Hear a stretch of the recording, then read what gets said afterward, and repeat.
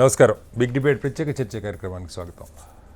సోమవారం ఉదయం ఎప్పటిలాగే పనులకు వెళ్ళినటువంటి సుమారు 100 మంది కార్మికులు బ్రేక్ఫాస్ట్ జరిగిన కొద్దిసేపటికే సిగాచ్ ఇండస్ట్రీస్లో ఊహించని రీతిలో భయంకరమైనటువంటి పేలుడు జరిగింది. రియాక్టర్ బద్దలైంది. దాదాపు 100 మీటర్ల వరకు కార్మికులు వెళ్ళి పట్టడం జరిగింది. దాదాపు 12 మంది ఇప్పటికి చనిపోయారు. ఇంకా 20-30 మంది పైగా గాయపడినారు. తీవ్ర గాయాలతో ఉన్న హాస్పిటల్లో చికిత్స పొందుతున్నారు. మరికొంతమంది బాడీలు ఆ శిథిలాల కింద ఉండే అవకాశం ఉందని ఇంకా వెతుకులాట కొనసాగుతుంది. ప్రధానంగా క్రిస్టలిన్ సెల్యులోజ్ పౌడర్ అనేటువంటి ఒక కెమికల్ని తయారు చేసే ఫ్యాక్టరీ సిగాచ్ ఇండస్ట్రీస్ 3 అంతస్తుల భవనం భస్మీపట్లమైనటువంటి పరిస్థితి. వందల వేల కిలోమీటర్ల దూరం నుంచి వలస కార్మికులు సంవత్సరాలుగా అక్కడ పనిచేస్తున్నారు. 45 సంవత్సరాల చరిత్ర ఉన్నటువంటి ఫ్యాక్టరీలో నిజంగా నిర్వహణ ఏ స్థాయిలో ఉన్నది, ఉద్యోగులకి సిబ్బందికి ట్రైనింగ్ ఏ స్థాయిలో ఉన్నది, తీసుకోవాల్సినటువంటి సేఫ్టీ మెజర్స్ తీసుకుంటున్నారా, పదే పదే చాలా చోట్ల ఇలాంటి సంఘటనలు ఎందుకు జరుగుతుంది దాని మీద వాళ్ళు బిగ్ డిబేట్లో చెప్పడం. చర్చలో మనతో పాటు ప్రొఫెసర్ లక్ష్మణరావు గారు, centre for disaster management coordinator, వారు మనతో లైవ్లో జాయిన్ అవుతున్నారు. అలాగే డాక్టర్ ఎస్పి అంచూరి గారు, ఆర్కిటెక్ట్, అలాగే ఇండస్ట్రీస్ ఇంటీరియర్ ఇండస్ట్రియల్ డిజైనర్ వారు కూడా మనతో ఉన్నారు. అలాగే అమర్నాథ్ గారు, భారతీయ జనతా పార్టీ సీనియర్ నాయకులు మనతో లైవ్లో జాయిన్ అవుతున్నారు. మరి కాసేపట్లో డాక్టర్ చరణ్ కౌశిక్ యాదవ్, కాంగ్రెస్ పార్టీ నాయకులు జాయిన్ అవుతారు. అలాగే నాగేంద్ర గౌడ్ గారు బీఆర్ఎస్ పార్టీ నుంచి కూడా మనతో జాయిన్ అవుతారు. ముందుగా స్టేట్వే లక్ష్మణరావు గారు మీ దగ్గరికి వస్తాను. మనం ఇప్పుడు ఇక్కడ పనిచేస్తున్న వాళ్ళంతా లక్ష్మణరావు గారు బీహారు, ఒరిస్సా, బెంగాలు, ఛత్తీస్గఢ్, ఇంకా అస్సాము, త్రిపుర, ఈ ప్రాంతాలకు మనకి ఈ మధ్యకాలంలో మనం చూస్తూ ఉన్నాం. ఎక్కడైనా సరే నిర్మాణ రంగంలో అయినా ఫ్యాక్టరీలో అయినా కార్మికులు మొత్తం అవుట్సోర్సింగే. పరిమితంగా వేల మీద లెక్క పెట్టగలిగిన సీనియర్ స్టాఫ్ ఉంటారు.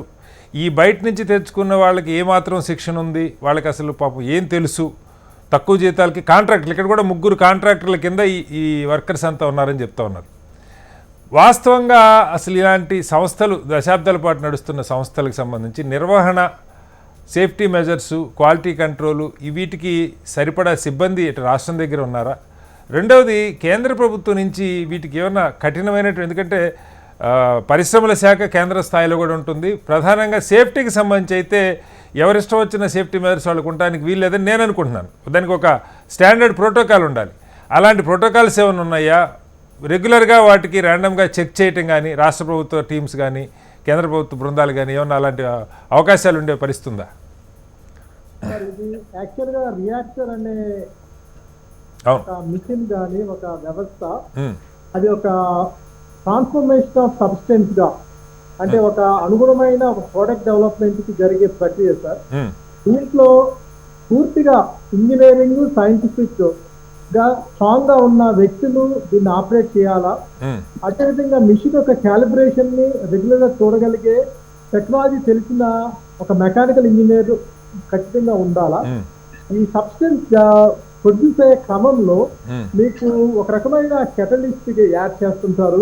ఒక్కొక్కసారి ఈ యొక్క మిక్సింగ్ ప్రాసెస్ అనేది ఒక బెడ్ మీద జరుగుతూ ఉంటుంది, ఒక్కొక్కసారి ఒక ట్యూబ్ మొబిలిటీలో జరుగుతూ ఉంటుంది, ఒక్కొక్కసారి స్టిర్రింగ్ వల్ల జరుగుతూ ఉంటుంది. ఈ ప్రక్రియలో టెంపరేచర్ కానీ, ప్రెషర్ కానీ, లేదంటే కెటలిస్ట్ రియాక్టివ్నెస్ కానీ, లేదంటే ఈ యొక్క మిక్సింగ్ ప్రాసెస్ లో ఒక రకమైన చేంజెస్ తీసుకొస్తూ రావాలా. ఎందుకంటే మెటీరియల్ కానీ, లేదు మిక్స్ కానీ, మిషనరీ కానీ ప్రాపర్ గా ఫంక్షనాలిటీ చేయని విధమైన వ్యవస్థ కనుక ఉన్నప్పుడు జరుగుతుంది. ఖచ్చితంగా ఇండస్ట్రీస్ కి ఒక pollution control board, non technical people, లేదు పొలిటికల్ వ్యవస్థలో ఉండే వాళ్ళు వచ్చి విజిట్ చేయడము, లేదు బ్యూరోక్రాట్స్ వచ్చి చూడడము, దీనివల్ల ఎటువంటి ప్రయోజనం ఉండదు. ఇప్పుడు పొల్యూషన్ కంట్రోల్ బోర్డులో సార్ నా ప్రశ్న లక్ష్మణరావు గారు, పొల్యూషన్ కంట్రోల్ బోర్డులో సాంకేతికంగా నైపుణ్యం ఉన్న సిబ్బంది ఉండరా, లేకపోతే పరిమితంగా ఉంటారా? అంటే ఇటువంటి ఇండస్ట్రీస్ కి అనుగుణమైన సోర్స్ లేదండి యాక్చువల్ గా. ఓకే. ఎందుకంటే సైంటిఫిక్ గా, అంటే ఇక్కడ క్యాలిబ్రేషన్ ఆఫ్ ద మిషన్ చూడాలా, ఏ మెటీరియల్ వాడుతున్నారో ఆ మెటీరియల్ వాడే ప్రక్రియలో ఎంత టెంపరేచర్ ఇవ్వాలా, ఎటువంటి ప్రెషర్ జనరేట్ చేయాలా, లేదా ఎటువంటి మిక్సింగ్ చేయాలనేది. కొన్నిసార్లు ఏం చేస్తారంటే మెటీరియల్ అడల్టరేటెడ్ అయినా కానీ, లేదు మిక్సింగ్ ప్రాసెస్ క్విక్ గా అవ్వడం కోసం చేసే కొన్ని ప్రక్రియలకి ఖచ్చితంగా ఇది బాధ్యత అనేది మెయింటెనెన్స్ లోపము, ఆపరేషన్ లోపంగా మనం చూడాలండి. ఇక్కడ ముఖ్యంగా ఇది నాన్ టెక్నికల్ పీపుల్ ఉండడము, వాళ్ళు విక్టిమ్స్ అవ్వడం అనేది అసలు యాక్సెప్టబుల్ పాయింట్ కాదండి. ఎందుకంటే అది యాక్సెప్ట్ చేయకూడదు. ఇప్పుడు మిషన్స్ ఆపరేట్ చేసే వాళ్ళు ఖచ్చితంగా ఇంజనీర్స్ ప్రొఫెషనల్స్ ఉండాలా. తర్వాత వాళ్ళు వాడే టైం సెన్స్ కానీ, లేదు ప్రెజర్ ఇంజెక్షన్ కానీ, లేదు టెంపరేచర్ కంట్రోల్స్ కానీ త్వరగా మెటీరియల్ ఫిట్ గా రావడం కోసం వీళ్ళు కొన్నిసార్లు పెంచుతూ ఉంటారు. అంటే రిస్క్ లెవెల్స్ అనేది విపరీతంగా అన్కంట్రోల్డ్ గా వెళ్తుంటారు.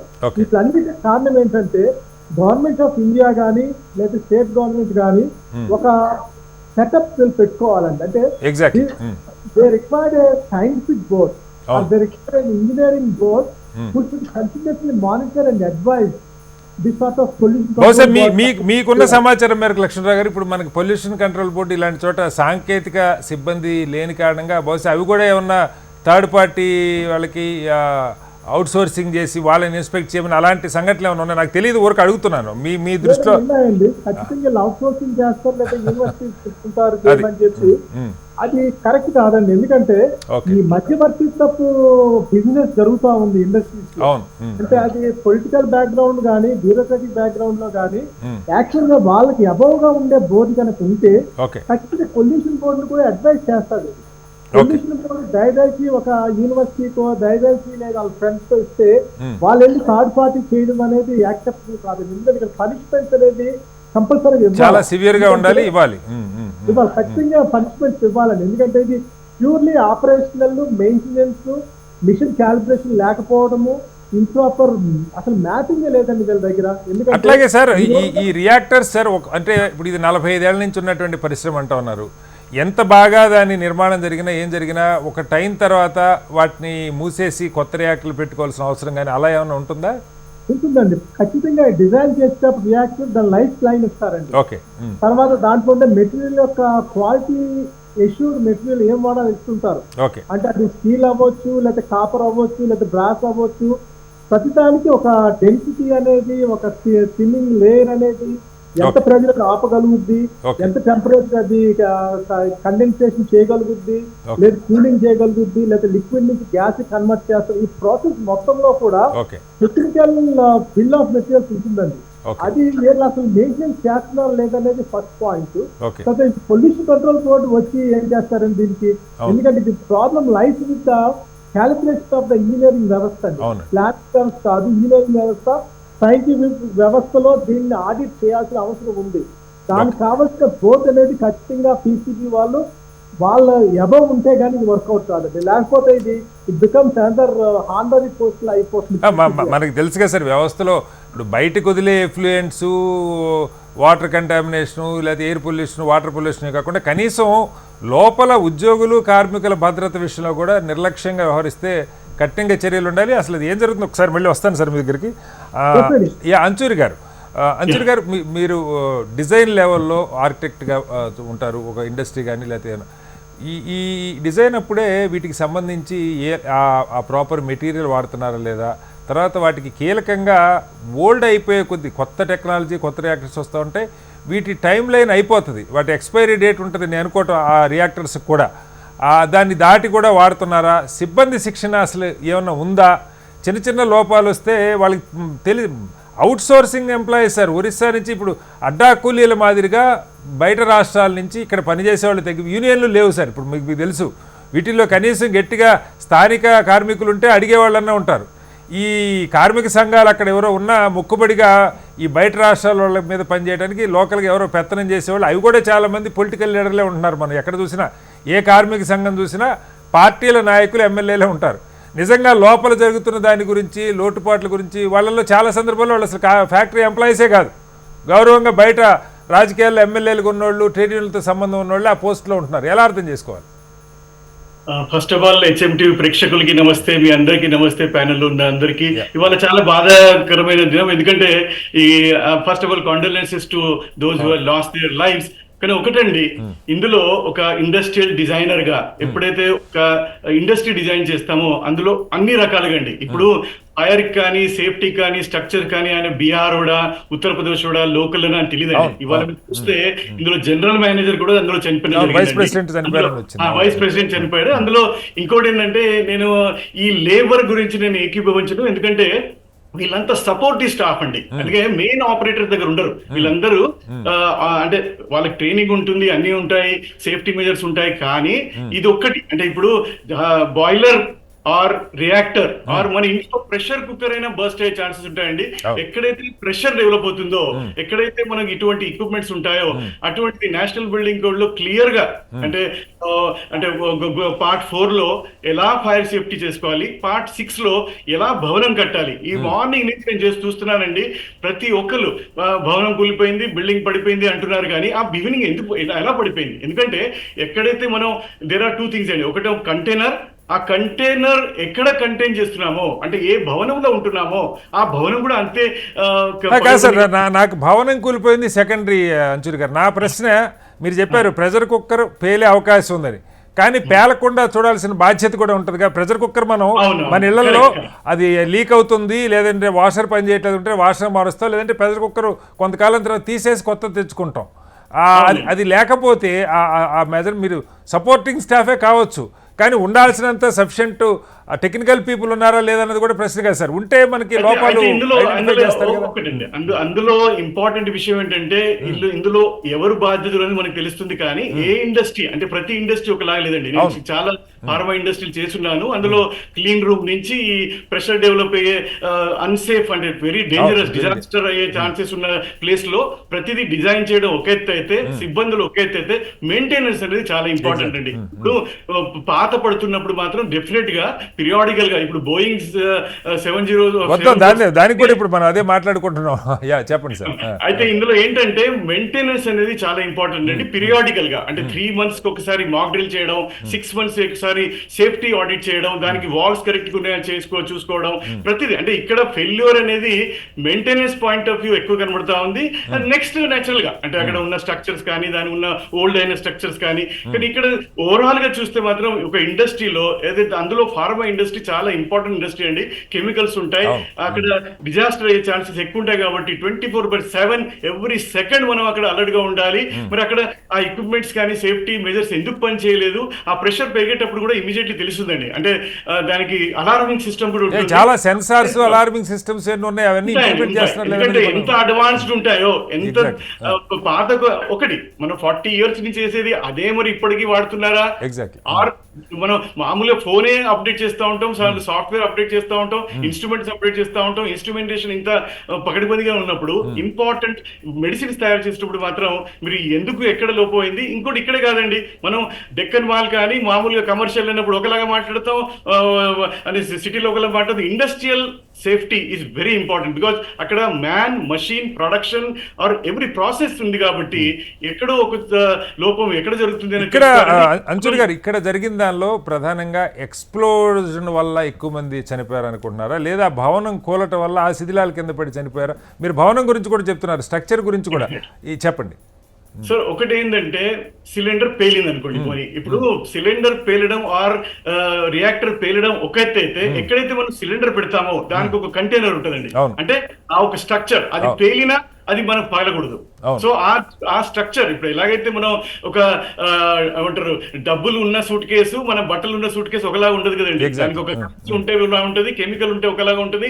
ఈవెన్ అక్కడ జరిగే ఇప్పుడు దీపావళి ఇప్పుడు మనం ఫైర్ క్రాకర్ షాప్స్ పెట్టినప్పుడు కూడా పకడ్బందీగా చేస్తాం, అక్కడ ఓపెన్ ఉంది కూడా. సో ఇక్కడ కూడా ఇది కంటిన్యూస్ అక్కడ ప్రాసెస్ ఉంది కాబట్టి పక్కకున్న స్టోర్ రూమ్ గోడలు పైకి వెళ్ళిపోయి ప్రతి ఒక్కడు అంటే ఇవాళ సేవ్ అయిన వాళ్ళందరూ ఆ స్టోర్ రూమ్ లో ఉన్న వాళ్ళు వాళ్ళే మనం చూస్తున్నాం హాస్పిటల్లో.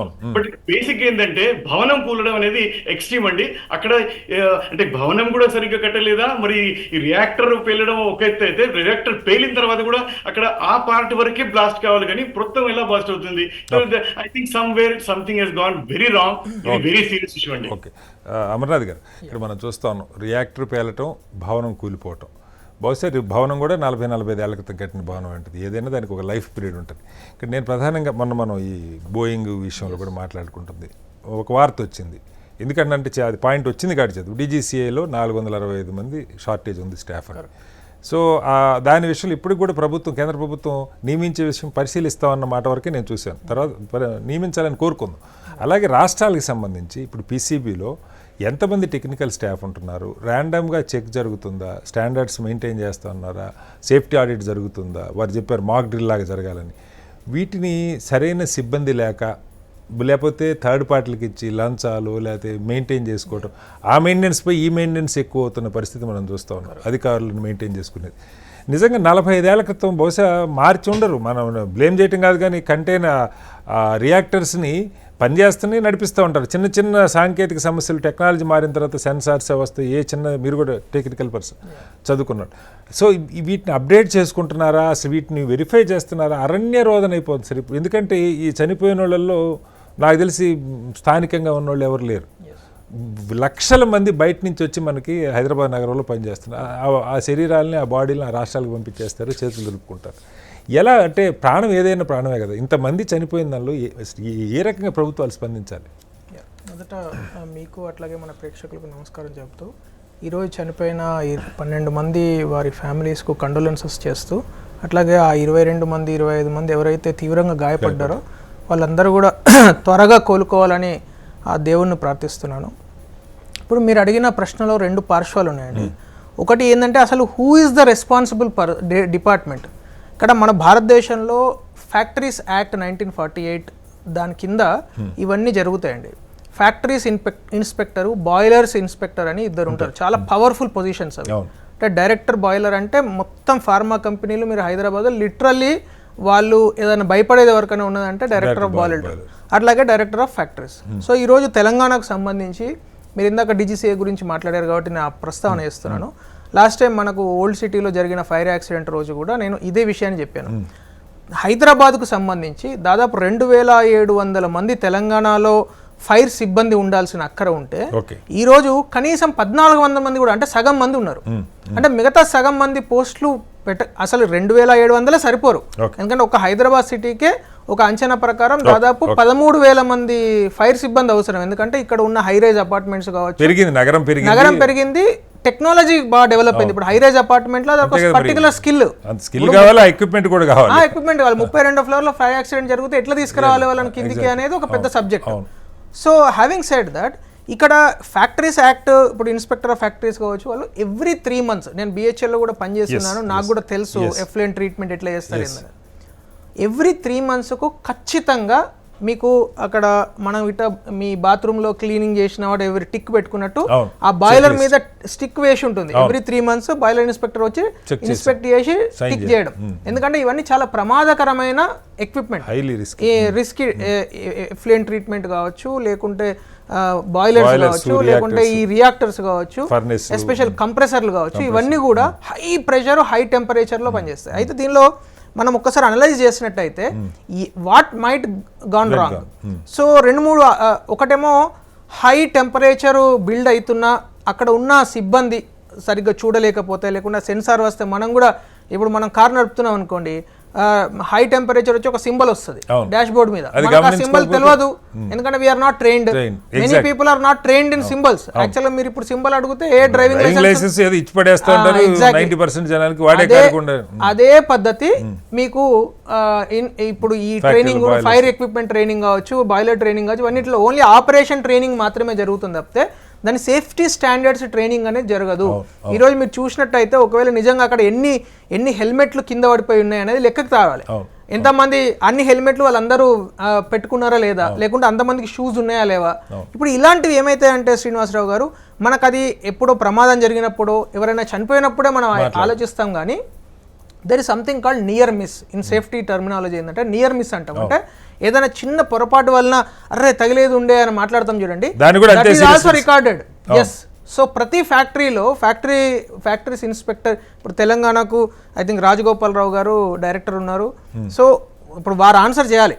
ఇందాక వివేక్ గారు మాట్లాడుతున్నారు, but I think he's recently posted కదా ఆయన మినిస్టర్గా. బట్ ఆ రాజగోపాలరావు గారు చెప్పాలి ఎన్నిసార్లు ఆ ఫ్యాక్టరీకి విజిట్ చేయడం జరిగింది, ఎంత రీసెంట్ పాస్ట్ లో వాళ్ళు ఆ రియాక్టర్ ను చెక్ చేశారు, ఆ డిపార్ట్మెంట్ వాళ్ళు చెక్ చేసి దాన్ని ఏ విధంగా మనము అంటే ఏదైనా వార్నింగ్ ఇచ్చారా, ఇంప్లిమెంట్ చేశారా, లేకుంటే ఇంప్లిమెంట్ చేసినట్టు వీళ్ళు చెక్ చేశారా, ఈ విషయాలు మనకు తెలియాల్సిన అక్కర ఉన్నది. రెండో ఏంటంటే ముఖ్యంగా ట్రైనింగ్ అనేది ఎక్స్ట్రీమ్లీ ఇంపార్టెంట్ అండి. Whether you are operating in a factory complicated area or you are operating in normal machinery operate చేసినా కూడా ట్రైనింగ్ అనేది ఖచ్చితంగా చాలా చాలా ఇంపార్టెంట్. మనకు హ్యూమన్ లైఫ్లో ట్రైనింగ్ అనేది మనం చాలా ఇందాక మనం కారు గురించి మాట్లాడుకున్నాం కదా, సో కార్ సింబల్స్ ఎవరికి తెలియకుండా డ్రైవింగ్ లైసెన్స్ వచ్చేస్తున్నది. కార్లు కూడా మార్చేస్తారు. ఇప్పుడు ఎలక్ట్రిక్ కార్ వస్తే దానికి ఏమైనా కూడా చూసుకోరు, అసలు ట్రైనింగ్ సంబంధం లేదు, నడిచిందా లేదా అంతే. కరెక్ట్.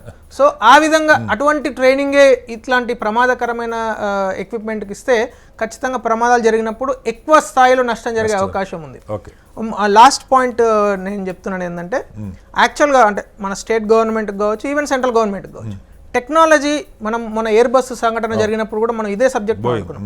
టెక్నాలజీ చాలా స్పీడ్గా అప్డేట్ అవుతుందండి, కానీ మనకున్న లాస్, యాక్ట్స్, ఏ యాక్ట్ ప్రకారం దాన్ని మానిటర్ చేయాలి, లేకుంటే ఏ డిపార్ట్మెంట్ మానిటర్ చేయాలనేది ఇది అభివృద్ధి చెందడానికి చాలా సమయం తీసుకుంటున్నది. ఒక పక్కనేమో టెక్నాలజీ స్పీడ్గా అభివృద్ధి చెందుతుంది, ఇంకో పక్కన ఇప్పుడు ఇది న్యూట్రిసిటికల్ ఇండస్ట్రీ, విటమిన్స్ తయారు చేసే, ఇప్పుడు మీరు అన్న ఎంసీసీ అనేది it is used in making vitamins, vitamin supplements. So ఈరోజు ఎన్ని కంపెనీస్ వచ్చినాయండి హైదరాబాద్లో? ఒకప్పుడు ఒక కంపెనీ కూడా లేకపోతుండే విటమిన్ సప్లిమెంట్స్ తయారు న్యూట్రిసిటికల్స్లో.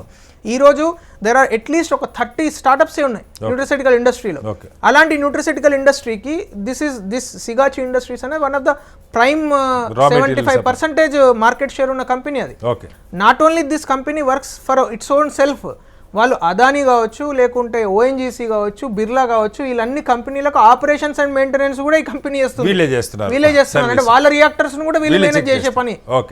సో నేను అనుకుంటున్నది ఏంటంటే, దయచేసి స్టేట్ గవర్నమెంట్ కావచ్చు, ఎందుకంటే ఇది ఫ్యాక్టరీస్ యాక్ట్ అనేది స్టేట్ గవర్నమెంట్ ఇంప్లిమెంట్ చేయాల్సిన అక్కర ఉంటుంది కాబట్టి, వివేక్ గారికి అట్లాగే ముఖ్యమంత్రి గారికి నా సలహా లేకుంటే రిక్వెస్ట్ ఏంటంటే, దయచేసి వెంటనే ఈ యాక్ట్కు సంబంధించి ఏ సెక్షన్స్ కింద ఎలాంటి ఇన్స్పెక్షన్స్ జరగాలి, ఒకవేళ సిబ్బంది లేకుంటే కొత్త సిబ్బందిని ఎట్లా ఇమీడియట్లీ మనము హైర్ చేసుకోవాలనే దాని మీద ఆలోచిస్తే ఇకపైన ఇటువంటి, ఎందుకంటే మనం ఇంత పెద్ద సంఘటన జరగమున్న చాలా సార్లు జరుగుతున్నాయి సార్.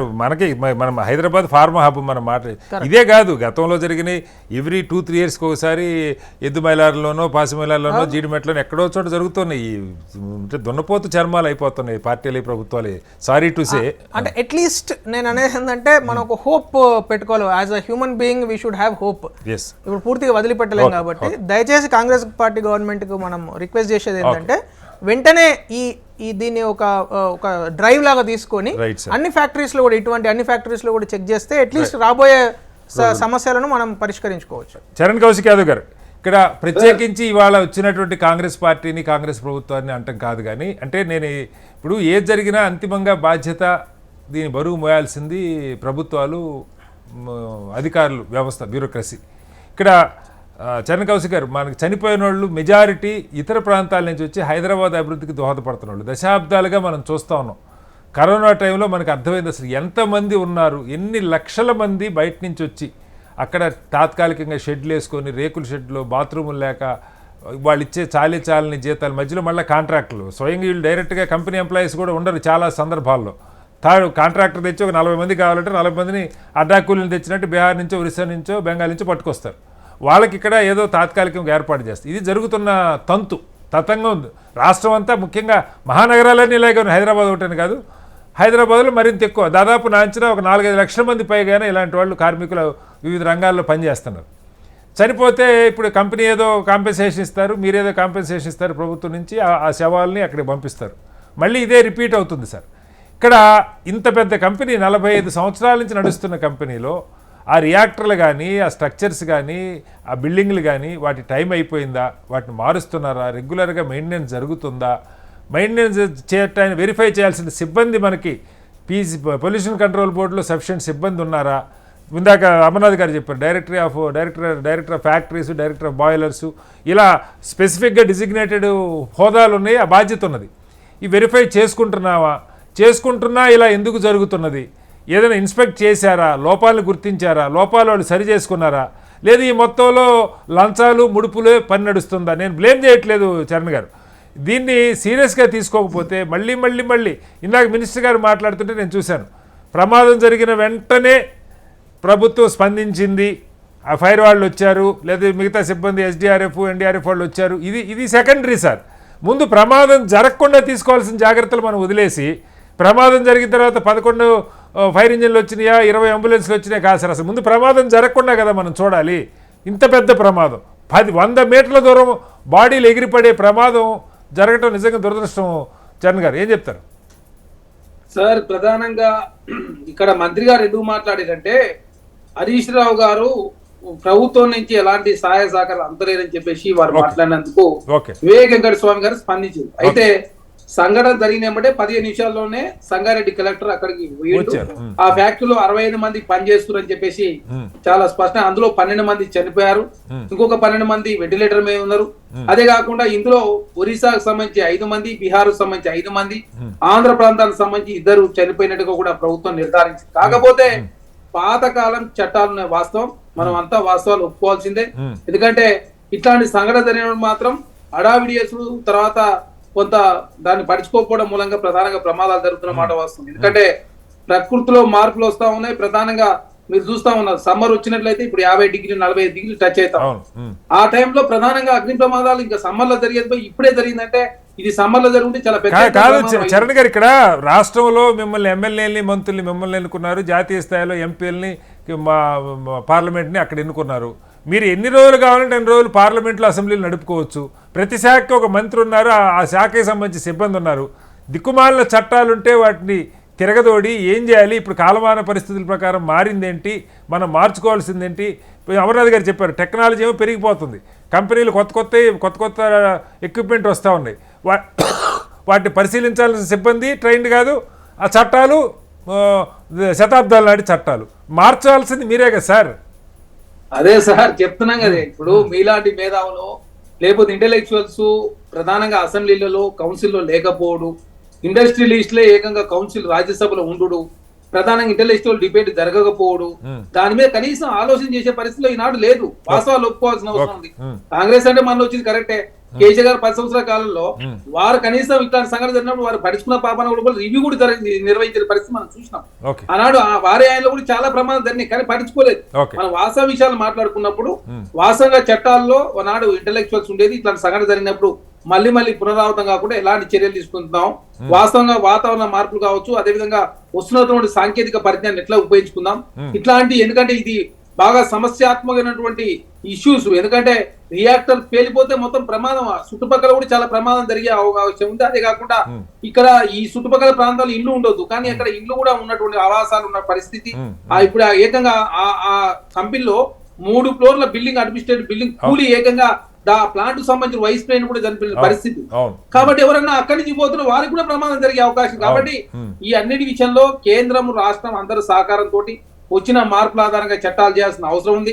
పొల్యూషన్ కూడా, ఎందుకంటే విపరీతమైన పొల్యూషన్స్, ఇట్లాంటి అధునాతన టెక్నాలజీ ఉపయోగపడడం మూలంగా ప్రధానంగా పొల్యూషన్ బారిన కూడా ప్రజలు ఇబ్బంది పడతా ఉన్నారు. కాబట్టి భవిష్యత్తులో ఇట్లాంటి సంఘటన జరగవుతుంటే ఖచ్చితంగా చట్టాలు, పకడ్బందీ చట్టాలు రావాల్సిన అవసరం ఉంది. అదే కాకుండా దీని మీద ఇంటెలెక్చువల్ డిబేట్ జరగాలి, అసెంబ్లీలో, కౌన్సిల్లో కావచ్చు. సార్, అసెంబ్లీలు, పార్లమెంట్లు మీ అవసరానికి తాత్కాలికంగా ఈ ఫైనాన్స్ బిల్లులు పాస్ చేసుకోవడానికి మొక్కుబడిగా 4 రోజులు 5 రోజులు లెక్కేసి తూకం వేసినట్టు జరుపుతున్నారు తప్ప ఒక్కొక్క దాని మీద రోజుల తరబడి కూర్చొని మాట్లాడండి చరణ్ గారు, ఏంటి ఇబ్బంది? ఇక్కడ మీరు చూడండి, 2014 నుంచి 2023 వరకు ప్రతిపక్షాల కనీసం మాట్లాడే అవకాశం కేసీఆర్ గారు ఇవ్వలేదు. కాంగ్రెస్ ప్రభుత్వ అధికారంలోకి వచ్చిన తర్వాత రికార్డు స్థాయిలో 17 గంటల పాటు అసెంబ్లీ కూడా నిర్వహించారు. కాకపోతే మీరు సూచనలు చేయండి, సలహాలు ఇవ్వండి ప్రభుత్వం కంటే వాళ్ళ సూచనలు సలహాలు ఇవ్వకుండా ఏకంగా బైకాట్ చేసి వెళ్ళిపోయే పరిస్థితి కనపడుతుంది. ఎంతసేపు రాజకీయం చేసలే తప్ప నిర్మాణాత్మక సలహా సూచనలు ఇస్తే ఎవరైనా కూడా ప్రభుత్వం సమాధానం చెప్తే, ప్రతిపక్షాలు కూడా సూచనలు చేస్తే అధికార పక్షం కూడా. మీకు కార్మిక శాఖ మంత్రి గారు స్వయంగా ఆయన ఒక ఇండస్ట్రియలిస్ట్, ఆయనకు అవగాహన ఉన్నది. సరే, బాధ్యత కొత్తగా తీసుకున్నారు, లేదు నేను బ్లేమ్ చేయట్లేదు చరణ్ గారు, బాధ్యత తీసుకున్నారు. పూర్తిగా కుటుంబం, పారిశ్రామిక నేపథ్యం ఉన్నట్టు కుటుంబం. ఇప్పుడైనా సరే మంత్రి గారు చొరవ తీసుకొని అసలు ఎందుకంటే హైదరాబాదు 10 రెట్లు ఐటీ ఎంత పెరుగుతుందో దానికి 4 రెట్లు ఫార్మా, వ్యాక్సిన్స్, అలాగే ఇప్పుడు వైటమిన్స్ తయారు చేసేటువంటి పరిశ్రమలు వస్తూ ఉన్నాయి, బల్క్ డ్రగ్స్ తయారు చేస్తూ ఉన్నాం. వీటి మీద దృష్టి పెట్టే అవకాశం మంత్రి గారి ముందు ఒక కసరత్తు చేసి దాని మీద ఏదో చట్టాలు ఏమైనా మార్పు చేయాలి, చేస్తే సరే అసెంబ్లీలో మెజారిటీ పాస్ చేయొచ్చు కదా.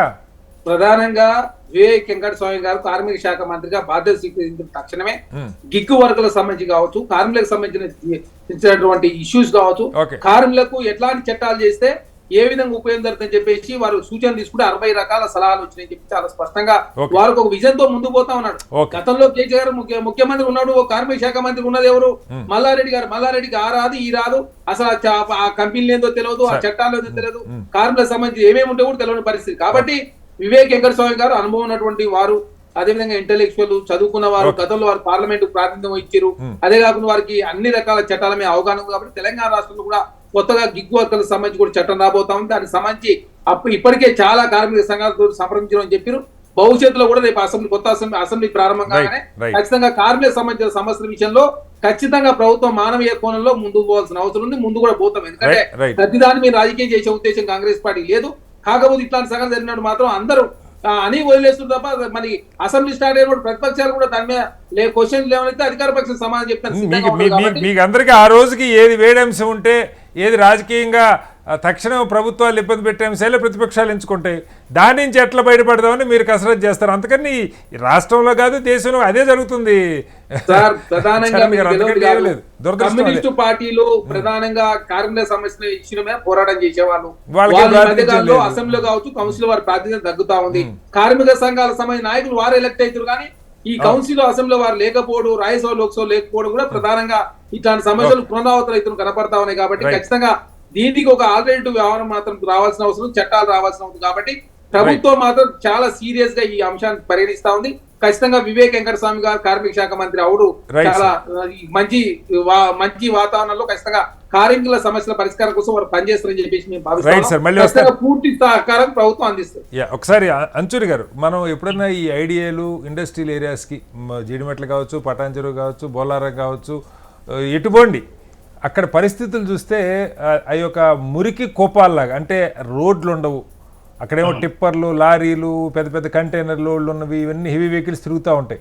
ఇక లోపల పరిశ్రమలో అంటే భయంకరమైన పరిస్థితులు మనం చూస్తూ ఉంటాం సార్. ఇది ఇక్కడని కాదు, మహానగరాలు అన్నింటిలో అట్లే ఉందేమో నాకు తెలియదు కానీ ఎంత అంటే అక్కడ కనీస లివింగ్ స్టాండర్డ్, ఒక పక్క రకరకాల వాసనలు వస్తూ ఉంటాయి పరిశ్రమలు. అంటే పొల్యూషన్ కంట్రోల్ బోర్డులు సక్రమంగా వాళ్ళ విధులు నిర్వహిస్తున్నాయా? వీటికి ఇలాంటి పరిశ్రమలకు సంబంధించి అంచూరి గారు ఈ నిర్వహణ మీరు ఇందాక చెప్పారు, ఆ రియాక్టర్లు వాటి ఏమన్నా రెగ్యులర్ మెయింటెనెన్స్ సంబంధించి చూసుకుంటున్నారా లేదా, ఈ వీటి మీద ఏ రకంగా ప్రభుత్వాలు ఏమన్నా చట్టాలు నిజంగా మార్చుకోవాల్సిన అవసరం ఉందా, లేకపోతే ఉన్న చట్టాలు సరిపోవా? వాళ్ళు ఎక్విప్మెంట్ మార్చాల్సిన టైంకి మార్చకపోతే పెద్ద పెద్ద కొన్ని బహుశా కోట్ల రూపాయలు ఖరీదు అవుతాయి రియాక్టర్లు, నాకు తెలియదు. మరి లక్షల్లో లంచాలు ఇస్తే మార్చకుండా పని నడిచిపోతుందని వాళ్ళు నడుపుతుంటే కళ్ళు మూసుకుంటే ఎట్లా ప్రభుత్వాలు? యాక్చువల్లీ మీరు కరెక్ట్ అండి. ఇప్పుడు ఎప్పుడైతే రోడ్ అండ్యులేషన్స్ గుంతలు వచ్చాయో అరే ఇండస్ట్రియల్ ఏరియా స్టార్ట్ అయినట్టు. ఎగ్జాక్ట్లీ. ఎప్పుడైతే గుంతలు పోయావో ఇండస్ట్రియల్ ఏరియా బయటకు వచ్చినట్టు. ఎప్పుడైతే మంచి రోడ్ వస్తుంది అనుకో అమెరికా లాగా, అప్పుడు మనకు ఒక cantonment area, Jubilee Hills cantonment area అటువంటివన్నీ బాగుంటాయండి. మనం ఫారెన్ లెవెల్ కంటే తక్కువ ఉండము. అయితే ఇందులో ఒకటి ఏంటంటే అన్ని ఇండస్ట్రీస్ ఒకలాగా లేవండి. మనకు కుషాయిగూడలో ఎలక్ట్రానిక్స్ ఇండస్ట్రీ ఉంది, కొన్ని చోట్ల ఫార్మా ఇండస్ట్రీ ఉంది, టెక్స్టైల్ ఇండస్ట్రీ, ఎడ్యుకేషన్ ఇండస్ట్రీ. అంటే ఇక్కడ ఏంటంటే సార్, ఇప్పుడు మేము యాజ్ ఎ డిజైనర్ గా మనకు machine centric, people centric, storage centric, equipment centric, product centric కొన్ని డిజైన్స్ ఉంటాయి. సో ఇక్కడ ప్రత్యేకంగా ఇస్నాపూర్ లో కానీ, పాషమైలారం కానీ ఇటువంటి ఇండస్ట్రీస్ ఎక్కువ అక్కడ ఉన్నాయి. ఇప్పుడు మనం మెడ్చల్ వైపు పోతే లాజిస్టిక్ హబ్స్ ఉన్నాయి, అక్కడ పెద్ద ఇబ్బంది ఉండదు. అక్కడ కూడా రోడ్లు అలాగే ఉన్నాయండి. రోడ్ల స్థితి అనేది దారుణంగా ఉందండి. ఇప్పుడు అందరి ఈవెన్ కొత్త బ్రిడ్జ్ లో కూడా నేను నిన్ననే ఒక రింబల్ స్ట్రిప్స్ అంటే కొత్త బ్రిడ్జ్ మీద నుంచి కిందికి వచ్చే లోపు నడువు నొప్పి స్టార్ట్ అవుతుంది. అంటే ఇప్పుడు ఏంటంటే డిజైన్ అనేది ఓకే, క్వాలిటీ కన్స్ట్రక్షన్ కాంట్రాక్టర్స్ బాగుండొచ్చు, పొలిటికల్ ఫైర్ కాస్త పక్కకు పెడితే అసలు ఫైర్ మనం మాట్లాడుకుంటే సార్ ఇక్కడ బేసిక్ ఏంటంటే నెగ్లెక్ట్ చల్తా హై, చలాతా హై, చల్ జాతా హై అనేది మనం ఏదైతే హిందీలో మనం మాట్లాడుకుంటే అయితే నడుస్తుంది కదా, ఇగ్నోరెన్స్ ఎక్కువ ఉందండి. ఇంకోటి ఏంటంటే ఈ మురుగు కాలువలు కానీ, అంటే ఇప్పుడు మీరు ఇండస్ట్రియల్ ఏరియాలో వెళ్తే రోడ్లు ఒకటే కాదండి, డస్ట్ పొల్యూషన్ కానీ, అక్కడ ఉన్న స్మోక్ కానీ, అక్కడ ఉన్న హ్యూమన్ కావాల్సిన అసలు మషిన్సే పనిచేయండి, మరి హ్యూమన్ ఎక్కడ? ఇప్పుడు రెడీమిక్స్ ప్లాంట్స్ చూస్తే మీరు అక్కడ వెళ్ళే వెహికల్స్ కానివ్వండి, అక్కడ ఉన్న అంటే ప్రతి ఇండస్ట్రీ అండి, ఈ ఇండస్ట్రీ అండి. బట్ ఒకటి మాత్రం మెచ్చుకోవాలండి, మనం ఇండస్ట్రీస్ లో నంబర్ 1 అంటే జీడిబండ్ల ఇండస్ట్రీ వన్ ఆఫ్ ద అంటే biggest in the Asia. So biggest in the Asia size wise sir, standards quality విషయంలో చెప్పండి నాకు. Size నాకు 100% మనం అటున్నా ఇటు మాత్రం నాట్ ఈవెన్ 10% అండి. Exactly. అయితే ఇది మనం ఇంకోటి మీరు ఇందాక అన్నట్టు యూనియన్స్ మనం ఎప్పుడైనా చూసేవాళ్ళం ఒక 10 సంవత్సరాలు 15 సంవత్సరాల క్రితం యూనియన్ వచ్చింది అంటే వాళ్ళ గురించి మనం మాట్లాడేవారు. ఇప్పుడు యూనియన్ లేదు అసలు. మన మాస్టర్ ఆఫ్ అడ్మినిస్ట్రేషన్ కానీ ఇండస్ట్రియల్ డిజైన్స్ చదివినప్పుడు ఆ యూనియన్ అందులో ఒక ఇంటరాక్షన్, ఒక లీడర్ వచ్చి వాళ్ళకి రిప్రజెంట్ చేయడం ఇప్పుడు లేనే లేదండి. ఇప్పుడు బీహార్ అంటే ప్రతి రాష్ట్రాల నుంచి వచ్చిన వాళ్ళకి యూనియన్ లేదు. అదే విద్యార్థి సంఘాలు ఎలా లేకుండా పోయినాయో కార్మిక సంఘాలు కూడా మొక్కుబడిగా ఉంటున్నాయి. ఎగ్జాక్ట్లీ. అయితే ఇక్కడ ఏంటంటే పాలిటిషియన్ ఉన్న లీడర్ పట్టించుకుంటే ఓకే, కానీ వాళ్ళు ఓటర్స్ కూడా ఉన్నారో లేదో తెలియదు. ఎందుకంటే బయట నుంచి వచ్చిన వాళ్ళు ఓటర్సా లేకపోతే ఇది అపాలిటికల్ మాట్లాడినా కూడా సార్ వాళ్ళ సేఫ్టీ ఇంపార్టెంట్, వాళ్ళకి కావాల్సిన హౌసింగ్ ఇంపార్టెంట్. వాళ్ళు సార్ ఎక్కడ ఉంటున్నారు అది మనకు తెలియదు. కొంతమంది మనం ఇవాళ మాట్లాడితే ఈస్టాపూర్ లో మీరు ఎక్కడ ఉంటారు అంటే ఎక్కడో గుడిసెలలో ఎక్కడో ఉంటున్నారండి. వాళ్ళకి ఎంత పెద్ద ఇండస్ట్రీ ఎంత చిన్న ఇండస్ట్రీ అయినా హ్యూమన్ అంటే ఒక వ్యక్తికి కావాల్సిన హ్యూమన్ రైట్స్ మనం ఏదో అయితే మాట్లాడుతూ కానీ ఖచ్చితంగా ఎవ్రీ మూమెంట్ దే ఆర్ అంటే వాళ్ళ లైఫ్ అసలు బాగా. ఇందాక ఒక విషయం చెప్పండి సార్, ఇందాక అమర్నాథ్ గారు కూడా పాయింట్ రైజ్ చేశారు.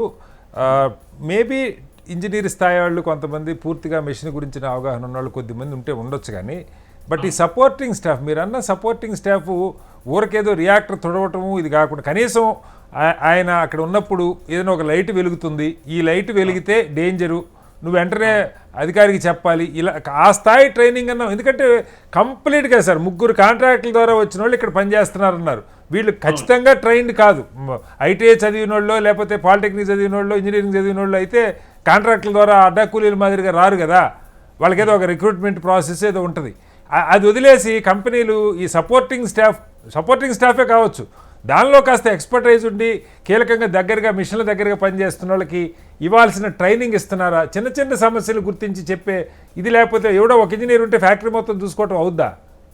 అంటే ఎవ్రీ వీక్ ట్రైనింగ్ అవుతుంది మనం అనుకుంటున్నాము. అది మళ్ళీ అంటే ప్రాంతాలకి అంటే ఈ ప్రాంతం ఆ ప్రాంతం కాకుండా ఆ ప్రాంతం అంటే ఎవరైనా మనం అంటే వి కాంట్ డిస్క్రిమినేట్ అంటే అందరు ఇండియన్స్ కాబట్టి ఎక్కడి నుంచి అయినా ఎవరైనా రావచ్చు. అయితే వాళ్ళకి కావాల్సిన ట్రైనింగ్ కరెక్ట్ ఉందా లేదా, వాళ్ళకి కావాల్సిన టైమింగ్ కరెక్ట్ ఉందా లేదా, వాళ్ళ హెల్త్ కండిషన్ ఎలా ఉంది, మషిన్ యొక్క హెల్త్ కండిషన్ ప్రత్యేకంగా అండి. ఈ ఫార్మా కంపెనీలో ఎక్కడైతే మనం డిజాస్టర్ ఇప్పుడు చిన్న పేలోడ్ ఇప్పుడు మొన్న అంటే ఎప్పుడైతే ఈ ఇజ్రాయిల్ ఇంకా ఇరాన్ ఇరాక్ అవన్నీ సిచ్యువేషన్ చూస్తే నాకు చాలా మంది ఏమంటారంటే సార్ మన బిల్డింగ్ ఎర్త్ క్వేక్ ప్రూఫ్ ఉందా, విండ్ ప్రూఫ్ ఉందా, బ్లాస్ట్ ప్రూఫ్ ఉందా అండి, ఏదైనా బై మిస్టేక్ ఇక్కడ పడితే ఏమన్నా మన బిల్డింగ్ సేఫ్ ఉంటుందా అనే క్యాజువల్ గా అడిగిన వాళ్ళు ఈ రోజు నిజంగానే ఏమన్నా ఇక్కడ పడిందా అనే సిచ్యువేషన్ లో బ్లాస్ట్ అయిందండి. 300 మీటర్స్ ఒక వ్యక్తి వెళ్ళి పడడం అనేది అది చాలా దారుణం అండి. ఎందుకంటే కంటైన్మెంట్ ఉంటుంది. ఇప్పుడు ఫైర్ కంటైన్మెంట్ ఎలా ఉంటుందో వ్యాపించడానికి ఎలా ఉంటుందో అలా ఇటువంటిది కూడా even design defence facilities design చేసినప్పుడు కూడా అక్కడ వాళ్ళు ఎక్స్పెరిమెంట్ చేసినప్పుడు ఆ కాంక్రీట్ వాల్స్ కానీ దానికి కావాల్సిన ఇప్పుడు ఎందుకంటే బ్యాంక్ లో పెట్టే మనకు కరెన్సీ కూడా దానికి ఒక చెస్ట్ బ్యాంక్ థిక్నెసెస్ ఉంటాయి. ఇంకా ఎంఆర్ఐ మెషిన్ పెట్టినప్పుడు కూడా రేడియేషన్ ఉంటే 1 ఫుట్ వాల్ ఆల్ అరౌండ్ కింద మైన అన్ని ఉంటాయండి. సో అక్కడ రేడియేషన్ కాకుండా మనం చూసుకోవడం. అయితే ఇక్కడ ప్రతిదీ మనం కెపాసిటీ పెంచుకుంటున్నాం. కానీ ఇందాక మార్నింగ్ న్యూస్ లో చూసినప్పుడు వాళ్ళ కెపాసిటీకి మించి ఎప్పుడైతే అది జరిగిందో పోయి ఉండొచ్చు. కానీ మరి వాల్ సిస్టమ్ ఏమయ్యాయి అంత ఎక్కువ ఎలా అవుతుందండి ఈ ఆటోమేషన్. అంటే ఇప్పుడు ఈ ఇండస్ట్రీ చిన్నది కాదు, ఈ ఎక్విప్మెంట్ అప్డేటెడ్ కాదు అని అనడానికి ఛాన్స్ లేదు. డెఫినెట్ గా ఇవన్నీ ఉంటాయండి. ఇది యాక్సిడెంట్ అనేది మ్యాన్ మేడ్ డిజాస్టర్ అండి. నేచురల్ డిజాస్టర్ కి హైడ్రా ఎలా రెడీగా ఉందో మ్యాన్ మేడ్ డిజాస్టర్ కి ఎలాగైతే హైడ్రా ఒక కెపాసిటీతో వస్తుందో ఐ థింక్ ఇండస్ట్రియల్ హైడ్రా కూడా ఒకటి రావాలండి. ప్రతి అంటే ఆ హైడ్రాబ్ లో స్పెషల్ డిపార్ట్మెంట్ అది హైడ్రా అంటారో లేకపోతే అంటారో పేరు తెలియదు కానీ ఒక 20 టాస్క్ ఫోర్స్ ఎవ్రీ డే ఒక ఇండస్ట్రీకి వెళ్ళి ఒక చెక్ లిస్ట్ తీసుకొని అందులో ఉన్న మెజర్స్ ఏమున్నాయి, అందులో ఒక స్టోరేజ్ సిస్టమ్స్ ఎలా ఉన్నాయి, అందులో ఒక రోడ్స్ ఇవన్నీ చేసుకుంటే సెల్ఫ్ ఫస్ట్ ప్రతి ఇండస్ట్రీ సెల్ఫ్ ఒక చెక్ చేస్తే అది బెటర్ అండి. అందులో ఉన్న సిబ్బందులు చెక్ చేయాలి. లేదంటే ఇప్పుడు స్ట్రైక్స్ మనకు శాలరీ కోసం చేయనవసరం, సేఫ్టీ కోసం మస్ట్ అండి. మన లైఫ్ లేకపోతే శాలరీ ఏం చేస్తామండి.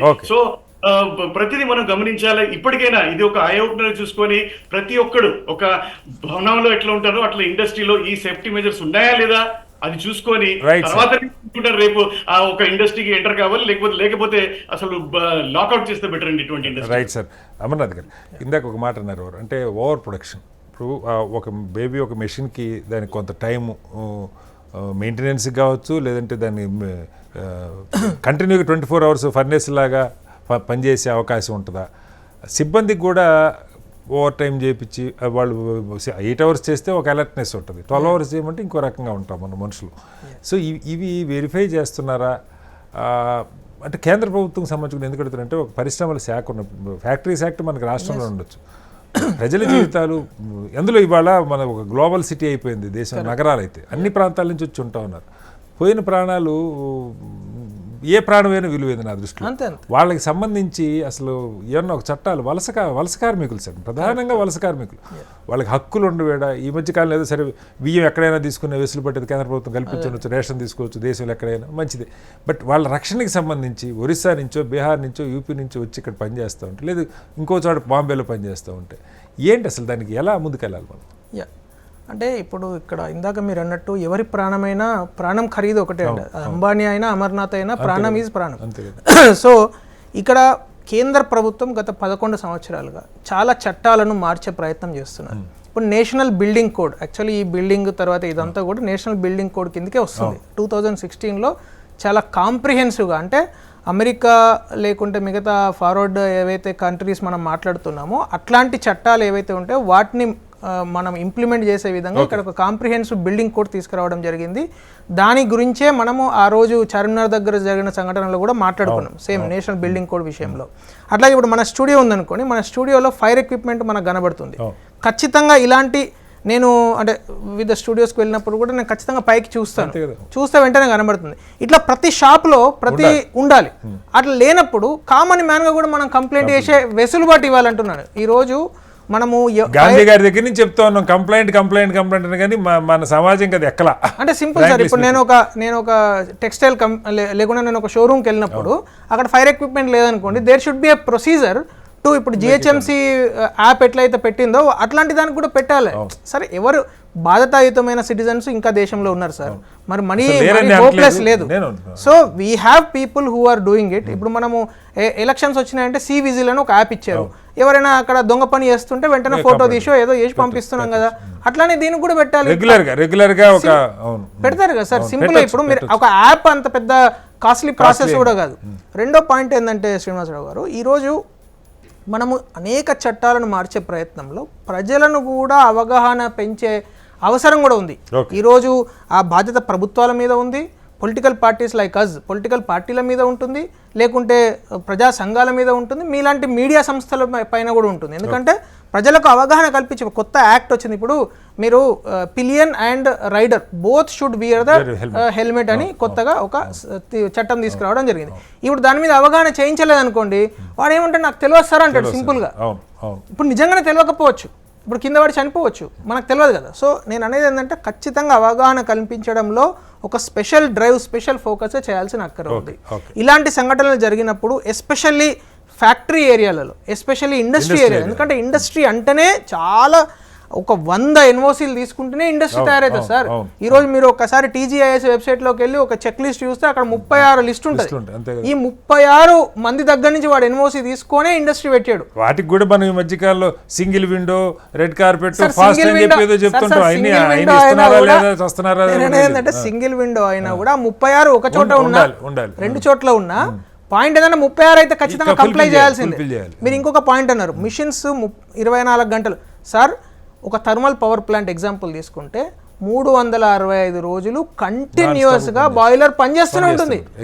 ఈ రోజు ఎన్టీపీసీ ఎన్నో సంవత్సరాల క్రితం, అంటే 1952లో స్టార్ట్ చేసిన ఎన్టీపీసీ మన రామగుండం చూసుకుంటే దాదాపు 45-50 సంవత్సరాలు అయింది. ఇప్పటి వరకు 365 డేస్ పనిచేస్తూనే ఉంటుంది. సో మిషన్స్కు ఆ సమస్య లేదు సార్. మిషన్ అనేది it's a machine, it's not a human. So machine అనేది 24 గంటలు 365 రోజులు పనిచేయడానికి మాత్రమే దాన్ని తయారు చేసుకున్నాం మనం. వాటి నిర్వహణ ఏమైనా ఉంటుందా? ఎగ్జాక్ట్లీ. సో ఇప్పుడు కమింగ్ బ్యాక్ టు మెయింటెనెన్స్. ఇప్పుడు మెయింటెనెన్స్కి వచ్చినప్పుడు ఖచ్చితంగా ప్రభుత్వానికి బాధ్యత ఉంటుంది, ఖచ్చితంగా ఇన్స్పెక్టర్ ఆఫ్ ఫ్యాక్టరీస్ ఉంటుంది, ఖచ్చితంగా ఫ్యాక్టరీ యాజమాన్యానికి, ఎందుకంటే ఇన్స్పెక్టర్ ఆఫ్ ఫ్యాక్టరీస్ ప్రతి 3 monthsకి ఒకసారి అక్కడికి వెళ్ళాలి, సంతకం పెట్టాలి. ఆ సంతకం పెట్టిన పేపర్ను బాయిలర్ మీద అంటించుంటది. నాలాంటి వాళ్ళు వెళ్ళినా కూడా చూడొచ్చు, ఇంతకు ముందు ఈ బాయిలర్ ఎన్ని రోజుల క్రితం ఇన్స్పెక్ట్ అయింది, లేకుండా నేను అక్కడికి వెళ్ళను. అంటే అంత సీరియస్. వేరే ఫ్యాక్టరీలలో అది ఉండదు, కానీ రియాక్టర్స్, కంప్రెసర్స్, బాయిలర్స్ కు ఖచ్చితంగా ఆ చెక్ లిస్ట్ ఇవ్వాల్సిందే. మీరు నార్మల్ ఎక్విప్మెంట్ దగ్గరకు ఉండదు. సో అంత స్ట్రిక్ట్ గా ఇంప్లిమెంట్ చేయాల్సిన లా ఉన్నప్పుడు, రూల్స్ ఉన్నప్పుడు, మరి ఎక్కడైనా మీరు ఇందాక అంటున్నారు కదా కోట్లలో ఎక్విప్మెంట్ ఉంటే లక్షలలో ఇప్పుడు మీరు కంప్లైంట్ ఇస్తే కూడా సార్, ఈ కంప్లైంట్ల మీద కూడా కంప్లైంట్ ఏంటంటున్నారు, కంప్లైంట్ మీద ఉన్న కంప్లైంట్ మీరు ఎంత కంప్లైంట్లు ఇస్తే అంత వసూలు చేసుకోవడానికి అది ఒక మార్గం అని చెప్పి కంప్లైంట్ రాగానే పోతారు. ఇప్పుడు ఇల్లు కంప్లైంట్ ఇచ్చారనుకోండి, ఉన్న అది వాళ్ళు కంప్లైంట్ వచ్చిందే మరి ఏదైనా సంగతి అని అడుగుతున్న దుర్మార్గమైన వ్యవస్థ మనకు కనపడుతుంది. కొంతవరకు సార్, ఇప్పుడు కొంతవరకు టెక్నాలజీ అనేది వచ్చిన తర్వాత కొంతవరకు ట్రాన్స్పరెంట్ అవుతుంది. సో నేను still I have same proposal both to state governments as well as central government. అంటే నేను ఆ పార్టీలో ఉన్నా కూడా ఐ స్టిల్, ఎందుకంటే సార్ టెక్నాలజీని మీరు ఆపలేరు sir. The advent of technology is very very fast. Simultaneously, if you don't manage the technology properly, regulate the technology properly, we will fail like this. Right. ఆఖరిగా చరణ్ కౌశిక్ యాదవ్ గారు ఇక్కడ లాస్ట్ గా అంచుర్ గారు quick గా ఒక సెంటెన్స్ క్విక్ గా ఏంటంటే sir, ఇప్పుడు పబ్లిక్ అవేర్నెస్ ఇప్పుడు 2016 లో వచ్చిన ఎన్బిసి ఇప్పుడు 2025 లో స్టిండెంట్ గా వస్తుంది. అంటే కనీసానికి ఒక 6-7 years తర్వాత వచ్చింది, అది అప్డేట్ చేయాలి. ఇంకోటి ఏంటంటే ఈ అవేర్నెస్ లేని వలన మనకు చిన్న ఒక రూమ్ లో పొగొస్తే 15 మంది చనిపోతారు. అదే బయట కంట్రీలో టోటల్ 100 అంతస్తుల భవనంలో మంట వచ్చినా ఒక 15 మంది కూడా చనిపోరండి. సో అటువంటిది మనం అంటే డ్రిల్స్, మాక్ డ్రిల్స్ చాలా కంపల్సరీ చేయాలి. అది మనం దృష్టి పెట్టుకుంటే మనం ఇటువంటి అయినా కూడా మనం కొంచెం లైఫ్ సేఫ్టీ అయినా ఉంటుంది. Right sir. ఆఖరిగా చరణ్ గారు ఇక్కడ ఇందాక అంచుర్ గారు చెప్పారు, ఇప్పుడు మీరు ఈ పర్యావరణానికి సంబంధించి ఈ హైడ్రా ఎలా పెట్టారో దీని మీద నిజంగా ఒక తోలుమందం వ్యవస్థ అయిపోయింది సార్. సారీ టు సే, నేను మీ ప్రభుత్వం వచ్చాక నేను అంట్లా తోలుమందం వ్యవస్థ అయిపోయింది. చల్తా ఏం కాదలితి నడుస్తుంది, అధికారులకు డబ్బులు తీసుకోవడం అలవాటు అయిపోయింది. ఇందులో ప్రభుత్వాలు కూడా ప్రత్యక్షంగా, ప్రధానంగా ఇది అధికారుల స్థాయిలో జరిగేవే. ఏదో పొల్యూషన్ కంట్రోల్ బోర్డులోనో ఆ మంత్రి గారికో లేకపోతే ఇంకొకరికో పెద్దగా వాటాలు ఉంటాయని కూడా మనం అనుకోవటానికి లే. ప్రధానంగా కింద ఉన్న అధికార వ్యవస్థ, వాళ్ళకి శిక్షణ ఉందా, వాళ్ళు పనిచేస్తున్నారా, లేదు దీని మీద ఏదైనా హైడ్రా లాంటిది ఒకటి తీసుకొచ్చి ఆలోచన చేస్తారా? సార్ ప్రధానంగా వాస్తవంగా చెప్పాలంటే హైడ్రా లాంటి వ్యవస్థ ఉంటే మంచిదే. ఎందుకంటే ఇప్పుడు ఒక వ్యవస్థను కంట్రోల్ చేయడం కోసం ఒట్టి పొల్యూషన్ బోర్డు కంట్రోల్ ఏర్పాటు చేస్తే ప్రయోజనం లేదు. ఎందుకంటే దశాబ్దాలుగా అదొక్కడే సరిపోదు. ఎందుకంటే వాళ్ళకున్న మ్యాన్ పవర్ చాలా తక్కువ. తెలంగాణ రాష్ట్రంలో సపోజ్ తెలంగాణలో చూసుకుంటే దాదాపు 1,00,000 కంపెనీలు, 1,39,000 కంపెనీలు రిజిస్ట్రేషన్ అయితే 1,00,000 కంపెనీలు యాక్టివిటీ ఉన్నాయి. ఎంఎస్ఎంఈకి సంబంధించి కావచ్చు, పెద్ద కావచ్చు, చిన్న కావచ్చు. దీనికి సంబంధించి అంతమందిని మానిటర్ చేయాలంటే కుదరదు. కాకపోతే ఈ క్లస్టర్ గా ఏర్పాటు జోన్ల వైజ్ కావచ్చు, హైడ్రా లాంటి వ్యవస్థ తీసుకురావచ్చు కావచ్చు. టెక్నాలజీ వాడుకోండి, టెక్నాలజీ అంతా కంప్యూటరైజ్ అయ్యి అట్లాగే యాప్ చెప్పారు. ఇప్పుడు మీకు కంప్లైంట్లు అక్కడ మరొకళ్ళు ఉద్యోగులు ఇస్తే ఒక్కొక్కసారి వాళ్ళకి తెలిసిపోయి వాళ్ళని తీసేయడం, ఎవరైనా పౌరులైనా సరే ఈ పలానా ఫ్యాక్టరీలో పలానా సమస్య ఉన్నది, ఎవడు పట్టించుకోవట్లేదు, లేదా అధికారులు లంచాలు మింగుతున్నారని కంప్లైంట్ ఇచ్చడానికి ఒక యాప్ లాంటిది రూపాయి ఖర్చు లేని పని కదా సార్. ఒక యాప్ డిజైన్ చేస్తే మనం చేయొచ్చు కదా. బయట రోడ్డు మీద కూర్చొని ఇంట్లో ఫ్యాన్లు ఆపొచ్చు యాప్ ద్వారా. కాబట్టి ప్రభుత్వమే, కేంద్రమా రాష్ట్రమా తర్వాత ఎవరైనా కూడా ప్రభుత్వమే టెక్నాలజీ వాడుకొని ఫలానా సర్టిఫికేట్ లేకపోతే ఆటోమేటిక్ గా యాప్ ద్వారానే అవసరం అంటే బ్లాక్ చేసే వ్యవస్థ వస్తే ఇట్లాంటి సమస్యలు భవిష్యత్తులో జరగవు. ఎందుకంటే అధునాతన టెక్నాలజీ వాడతలేరు, మెయింటెనెన్స్ లోపం. మీది కూడా బాధ్యత ఉంటుంది సార్. మీది ప్రభుత్వం వచ్చి 2 ఏళ్ళు అవుతుంది చరణ్ గారు, మీ ప్రభుత్వం వచ్చి దాదాపు 2 ఏళ్ళు పూర్తవుతుంది సార్. మేజర్ గా కేంద్రమైన రాష్ట్రమైన, కేంద్రం కావచ్చు రాష్ట్రం కావచ్చు, ఇక్కడ కోర్టులు కూడా ఇంటర్మీడియట్ అయితే ఉన్నాయి.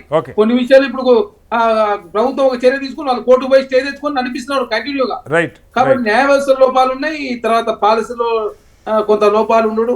అదే కాకుండా ఇప్పుడు వర్కర్లు చనిపోతా ఉన్నారు. సరే ఫ్యాక్టరీ వేలిపోతే తర్వాత యజమాని ఏదో ఇన్సూరెన్స్ క్లెయిమ్ చేసి కరెక్టే, కానీ అలా వర్కర్లు చనిపోతే ప్రధానంగా వాళ్ళు ఎక్కడి నుంచి వచ్చారో తెలియని పరిస్థితి, వాళ్ళ పరిస్థితి అధ్వానమైన పరిస్థితి వస్తుంది. కాబట్టి ఖచ్చితంగా టెక్నాలజీని వాడుకొని ఖచ్చితంగా హైడ్రా లాంటి సంస్థ, హైడ్రా లాంటి వ్యవస్థ రావాల్సిన అవసరం ఉంది. అదే కాకుండా అదే వ్యవస్థలో మార్పు వస్తే తప్ప ఈ సమస్య పరిష్కారం. కాబట్టి దీన్ని కౌన్సిల్ లో కావచ్చు, అసెంబ్లీ కావచ్చు, పార్లమెంట్ లో చర్చ జరిగితే తప్ప ఈ సమస్య పరిష్కారం కాదని చెప్పి ఖచ్చితంగా తెలంగాణ రాష్ట్రంలో పకడ్బందీ చట్టాన్ని తీసుకొచ్చే ప్రయత్నం ప్రభుత్వం చేస్తాం. ఓకే, మొత్తంగా పాసిమేలారంలో ఇవాళ జరిగినట్టు ఘటన అత్యంత దురదృష్టకరమైన ఘటన. వీటికి సంబంధించి ముఖ్యంగా అత్యంత ప్రమాదాలతో కూడుకున్న రియాక్టర్లు, ఇలాంటి ఫర్నెస్లు ఉన్న దగ్గర, కంప్రెసర్లు ఉండే దగ్గర రెగ్యులర్గా నిర్వహణ ఉంటున్నదా లేదా, వాటి టైం అయిపోయినవి మెయింటైన్ చేస్తూ ఉన్నారా, వాటిని అలాగే కంటిన్యూ చేస్తూ ఉన్నారా, ఓవర్ ప్రొడక్షన్ ఏమైనా ఉందా, సిబ్బందికి సరైన శిక్షణ, వీటిని చూడటానికి హైడ్రా తరహా ఒక వ్యవస్థ అవసరం అన్నది నిపుణుల అభిప్రాయం. అలాగే యాప్లు ఖర్చు లేనటువంటిది, ఎవరైనా కంప్లైంట్ ఇచ్చి వాళ్ళ వివరాలు గోప్యంగా ఉంచేటువంటి వ్యవస్థ కూడా ఫ్యాక్టరీలు, కొన్ని లక్షల మంది ప్రత్యక్షంగా పరోక్షంగా 10 లక్షల కుటుంబాలు ఆధారపడే పరిశ్రమలకు సంబంధించి లోపాలని వెలికి తీయటం కోసం ప్రభుత్వం ఒక యాప్ కూడా డిజైన్ చేయడం మంచిదన్నటువంటి ఆలోచన నిపుణులు చెప్తున్నారు. చర్చలో పాల్గొన్న అమర్నాథ్ గారికి, అలాగే ప్రొఫెసర్ లక్ష్మణ్ గారికి, అంచూరి గారికి, చరణ్ కౌశిక్ యాదవ్ గారికి ధన్యవాదాలు. ఇది వాళ్ళ బిగ్ డిబేట్. రేపు మరోస్తాం.